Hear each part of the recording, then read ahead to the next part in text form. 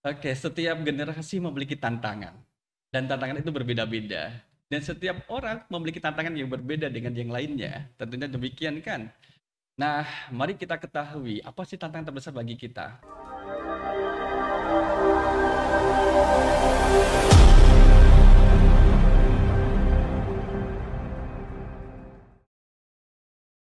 Assalamualaikum warahmatullahi wabarakatuh.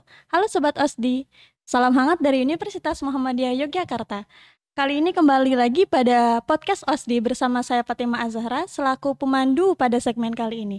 Hari ini kita sudah kedatangan seorang narasumber yang namanya itu sudah terkenal ya di kalangan mahasiswa, biasa disapa dengan Buya. Selain menjadi dosen aktif di Universitas Muhammadiyah Yogyakarta, beliau juga merupakan Kepala Divisi Dakwah dan Pembinaan AIK yang sekarang ini sedang diamanahi sebagai Ketua OSDI 2024, yaitu Ustadz Talkis Nurdianto, LC/MA PhD. Langsung saja kita sapa. Assalamualaikum Buya. Waalaikumsalam warahmatullahi wabarakatuh. Apa kabar Ara hari ini? Baik Buya, Alhamdulillah. Buya sendiri bagaimana kabarnya? Alhamdulillah sehat, semangat, dan bahagia. Mungkin bisa disapa dulu Buya, sobat-sobat OSDI di rumah yang lagi nonton nih. Oke, Assalamualaikum warahmatullahi wabarakatuh. Teman-teman OSDI 2024, selamat datang di Universitas Muhammadiyah Yogyakarta.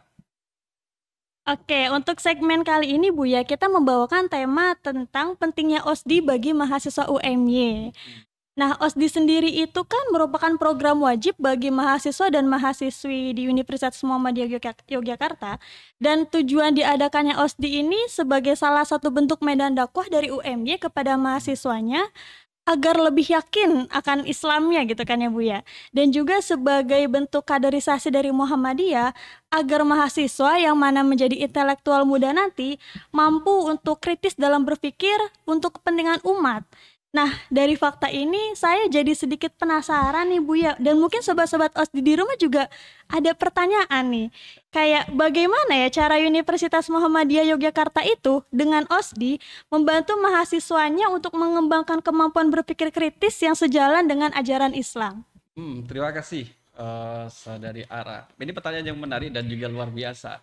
Dan menjadi penting untuk diketahui oleh teman-teman OSDI 2024. Iya, seperti yang disampaikan tadi bahwa OSDI menjadi wajib, itu yang pertama ya. Dan itu menjadi syarat kelulusan mahasiswa Universitas Muhammadiyah Yogyakarta. Jadi harus diikuti, karena acaranya juga menarik. Tidak tegang-tegang, tidak seperti kemudian ospek, kemudian di luar lapangan kepanasan. Jangan ya, Dik. Sudah itu tidak kita lakukan lagi ya. Maka bagaimana kemudian OSDI mengambil peran untuk mengajarkan peserta nih ya, peserta untuk berpikir kritis. Tentunya nanti ada beberapa segmen atau sesi yang harus diikuti oleh peserta OSDI. Dalam pelaksanaannya nanti mahasiswa peserta OSDI ini kan menjadi wajib ikut dan mengikuti materi yang disampaikan. Nah, sebelum mengikuti materi yang disampaikan pada sesi pelaksanaan hari hanya, sebaiknya memang teman-teman OSDI harus mencari referensi bahan yang berkaitan dengan materi yang akan disampaikan. Untuk apa? Biar nanti relate, nyambung antara materi yang disampaikan dengan apa yang telah didapatkan sebelumnya.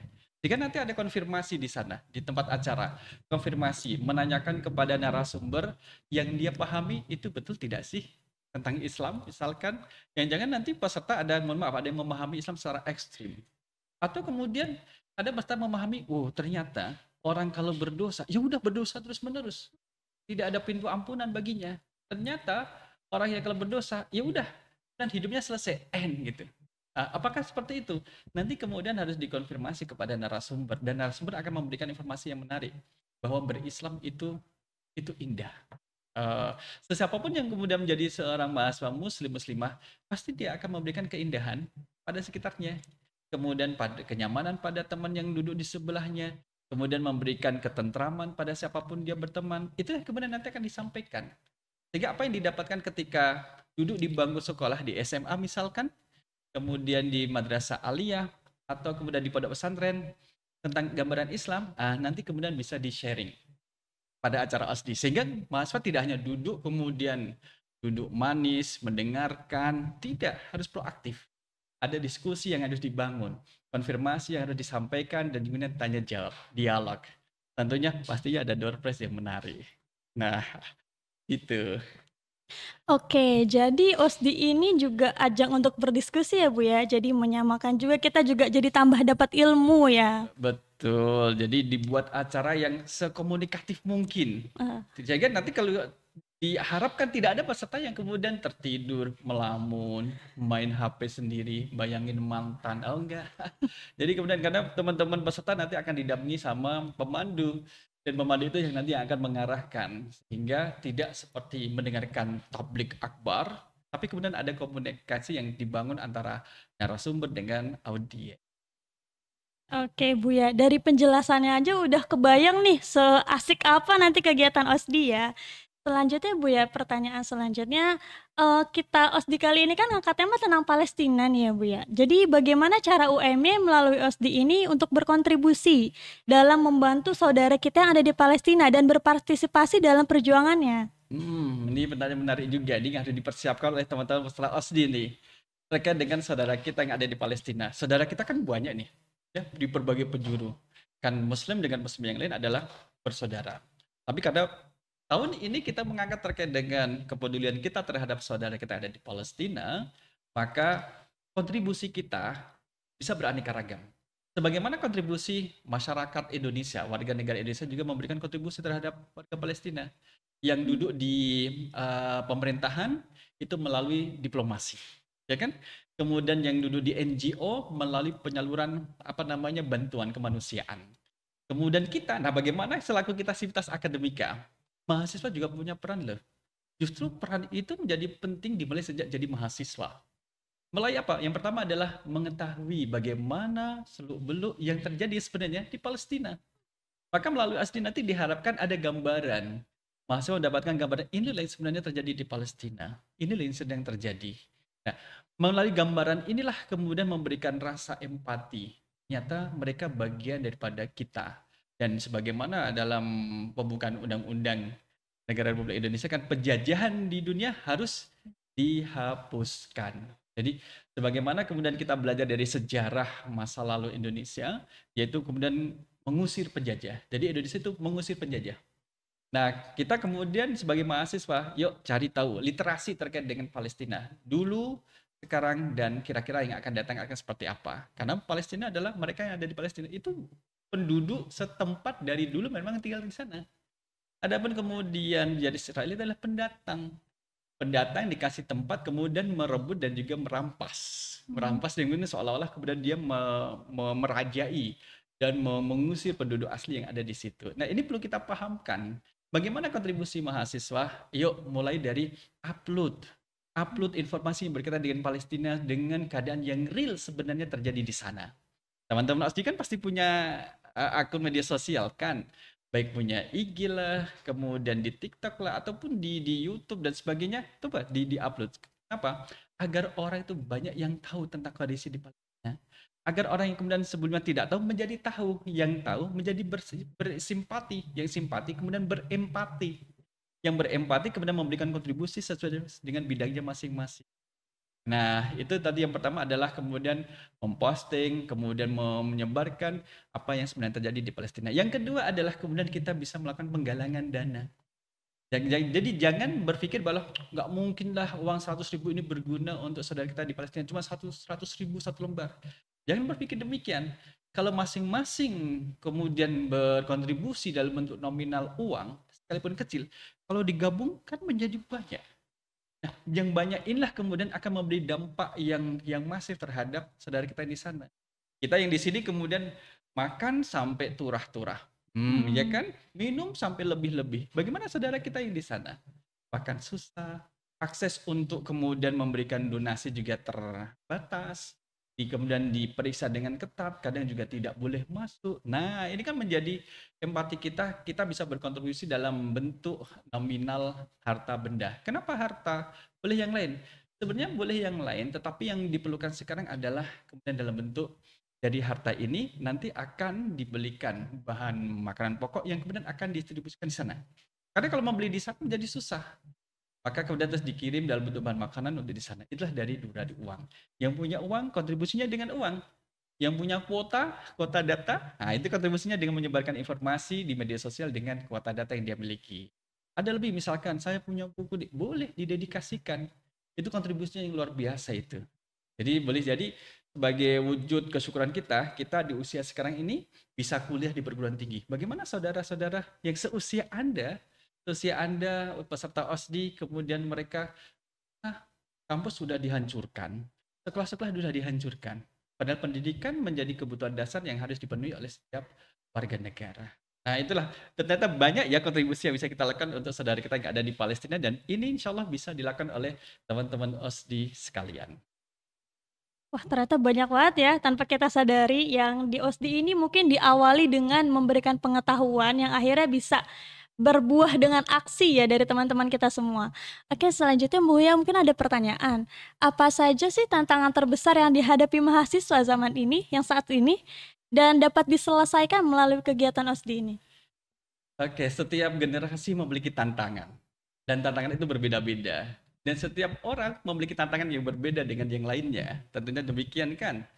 Nah, mari kita ketahui apa sih tantangan terbesar bagi kita. Ada hal-hal yang kemudian kita anggap sebagai sesuatu yang remeh, tapi itu berdampak dengan tidak baik pada agenda berikutnya. Apa? Mager, males gerak. Yang kedua adalah kita lebih suka sesuatu yang instan, tidak mau melalui prosesnya. Maunya instan gitu, maunya instan. Pada proses itu luar biasa nikmatnya. Nah, kemudian yang ketiga adalah mengandalkan orang lain. Tiga hal ini itu bisa menjangkiti siapapun ya. Bahkan kemudian ada yang keluar dari tiga cengkraman bahaya dan masalah besar ini, tetapi kemudian ada yang kemudian terkungkung dalam tiga hal ini. Misalkan mager ya, malas gerak. Mahasiswa sekarang ini, coba kita lihat, malas gerak itu artinya adalah tidak ada usaha. Padahal kemudian kesehatan badan kita didapatkan dengan olahraga dan exercise, kemudian nge-gym dan sebagainya. Tapi kalau hari-hari duduk di dalam kos, di kontrakan, nge-game, kemudian kegiatan lainnya, kita perlu gerak gitu. Maka bergeraklah, dengan bergerak itu akan seserawungan dengan mahasiswa yang lain. Jangan-jangan tetangga kamar kita adalah satu daerah. Itu kan? Karena dia dulu di kamar, jadi mahasiswa yang kura-kura, kuliah rapat, gak seserawan. Ini masih mending ada pergerakannya. Atau yang kemudian menjadi mahasiswa yang kunang-kunang, kuliah nangis, habis kuliah nangis, itu jadi kunang-kunang. Apalagi kupu-kupu, kuliah pulang. Cobalah kemudian bersosialisasi dengan yang lainnya. Biar nanti saling mengenal satu dengan lainnya, mengenal budaya teman di dalam kelas misalkan, mengenal bahasa teman yang dari daerah yang berbeda misalkan. Nah, ini yang dilakukan sehingga tidak hanya punya teman yang sedikit, padahal mahasiswa baru di UMY itu kan sampai 5 ribuan. Tapi berapa temanmu? Saya baru cuma punya 10 orang saja. Ah, ini kan berapa persen? Harusnya diperbanyak. Yang kedua, masalah yang kedua adalah kemudian maunya yang instan. Jangan ya, Dik. Jangan suka yang instan. Usahalah bergerak, berusaha untuk mendapatkannya itu ya. Kayak misalkan makan mie instan itu. Coba berusaha gitu, berusaha. Sesuatu yang kemudian diperoleh dengan usaha tentunya akan menarik itu ya. Jadi harus ada prosesnya. Jadi mahasiswa ketika dalam kampus atau di luar kampus untuk mendapatkan yang diinginkan harus melalui usaha. Dan kalau jatuh, bangkit. Jangan menjadi mahasiswa yang kemudian mahasiswa stroberi. Mahasiswa stroberi adalah mahasiswa yang mudah kalau ditekan lembek akhirnya menjadi busuk. Jangan ya. Seperti itu menjadi tidak bagus. Jadi teman-teman yang OSDI baik yang 2024 dan juga yang lain adalah mahasiswa yang kuat, pilihan. Kalau sudah masuk di UMY itu menjadi pilihan ya. Dan kemudian yang harus diakhiri dari masalah-masalah yang ada adalah mau bergerak tadi. Jadi ada pepatah gini, urep urup, jadi obah mamah. Jadi siapa yang kemudian mau bergerak, dia bisa bertahan hidup. Sama seperti mahasiswa baru itu, kalau dia mau bergerak ke sana kemari, waktunya perkuliahan, waktu rehat, waktunya diskusi. Jadi dia dinamis dan kegiatan kemahasiswaan tidak hanya di kampus saja, tidak hanya di kos saja, kemudian bisa menyesuaikan dengan keadaan dan terus mengejar target capaian yang telah ditetapkan sebelum datang ke kampus ini. Nah, itu yang menjadi titik tekannya bagi adik-adik yang OSDI 2024 sekarang ini. Ternyata masalah utamanya itu di mager itu ya Bu ya. Padahal kita sendiri UMY itu sudah mempunyai banyak fasilitas untuk mengurangi kemageran mahasiswanya. Betul. Banyak fasilitas termasuk ini. OSDI itu juga memiliki peran ya untuk memberikan solusi dari kemageran. Contohnya adalah nanti dalam OSDI ada beberapa tugas gitu. Tugasnya tugas yang bersifat akademis gitu, bukan perpeloncoan. Yang itu kemudian menjadi mahasiswa akan aktif. Termasuk juga bagaimana mahasiswa baru mencari kakak pemandunya. Oh, siapa kakak pemandu saya di OSDI nanti? Berapa nomor teleponnya? Ada di mana? Dicari tahu. Fakultas apa, jurusan apa, dicari tahu. Itu yang menjadikan adik OSDI nanti kemudian bergerak. Nah, ini yang dia berikan pada OSDI. Termasuk juga pengetahuan, wawasan keislaman dan kemuhammadihan itu juga akan membuka wacana lebih terbuka. Ternyata Islam tidak hanya sekedar yang selama ini diketahui, ternyata Islam itu membawa dampak rahmatil alamin, termasuk juga rahmat bagi mahasiswa baru. Oke Bu ya, untuk pertanyaan selanjutnya mungkin apa sih perspektif utama yang ditekankan pada OSDI untuk mencapai tujuan yang akan diselesaikan terhadap masalah mahasiswa saat ini dalam beragama dan kaderisasi? Oke, ini pertanyaan berbobot juga. Jadi semuanya pertanyaan berbobot ya. Jadi menjadi penting kayak ini seolah-olah ini jangan sampai ketinggalan tidak ikut OSDI. Jadi kalau masalah yang tadi yang Buya sebutkan di atas tadi itu sudahlah disudahi. Kita menawarkan di OSDI sebagai solusinya. OSDI itu menjadi solusi dari masalah yang kemudian berada di sekitar mahasiswa. Nah, kita lihat bahwa dalam beragama itu kan ada aturan. Aturan kalau dilaksanakan itu memiliki dampak kebaikan, dampak positif. Aturan kalau dilanggar itu memberikan dampak negatif. Siapapun dia, baik mahasiswa baru, kemudian tenaga kependidikan maupun dosen yang kemudian dia terikat dengan aturan, kalau dilanggar apa akan memberikan dampak negatif terhadapnya. Sama bagi mahasiswa baru. Dan teman-teman yang di OSDI nanti kan setelah mengetahui Islam, itu kemudian ada aturannya. Bagaimana kemudian urgensi kita dalam beriman kepada Allah. Apa konsekuensi dari syahadat yang diucapkan bagi seorang muslim muslimah. Kemudian juga akan dipahamkan apa dampak makan minuman yang haram terhadap aktivitas kegiatan baik di kampus maupun di luar kampus. Itu ada dampaknya. Seseorang yang kemudian tidak memperhatikan makan minumnya, kemudian dia memakan makanan yang haram, maka perilakunya menjadi buruk. Ucapannya buruk. Pelaku tangannya buruk, langkah kakinya buruk. Karena yang dimasukkan itu sesuatu yang buruk. Itu. Coba kalau misalkan kita lihat kendaraan misalkan. Bahan bakarnya adalah Pertamax. Ya. Kemudian dikasih solar. Jalan tidak. Nggak jalan, akan mati dan akan merusak mesin dan harus dikuras. Dikuras habis itu tangki bahan bakarnya.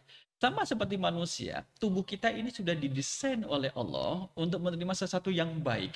Makanan yang baik, penglihatan yang baik, ucapan yang baik, bahkan busana yang baik. Kalau diberikan sesuatu yang buruk, makanan yang buruk, yang haram itu, maka nanti yang keluar akan ada sesuatu yang buruk. Penglihatan yang buruk, maka nanti juga menjadi buruk juga. Semua akan berdampak pada keburukan. Nah, OSDI akan mengajarkan kebaikan-kebaikan dalam berislam.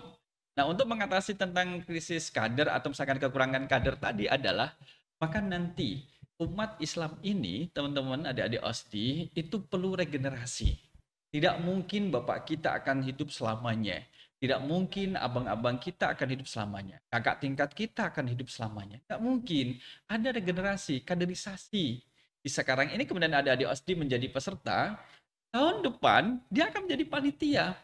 Tahun berikutnya dia akan menjadi steering komite, menjadi penasehat. Tahun berikutnya boleh jadi kemudian menjadi donatur. Itu jadi donatur bagi adik-adik tingkatnya. Jadilah kaderisasi sudah menjadi sunatullah ya. Kemudian kita tidak akan terus kecil dan juga yang tua juga tidak akan terus hidup. Ada waktunya. Setiap waktu ada orangnya.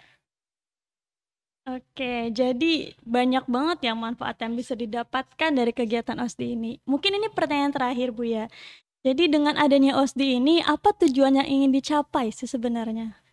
Oke, ada tujuan menarik yang ingin dicapai pada kesempatan kali ini. Untuk OSDI 2022 adalah kemudian memahamkan kepada peserta OSDI tentang Islam yang rahmatan lil alamin.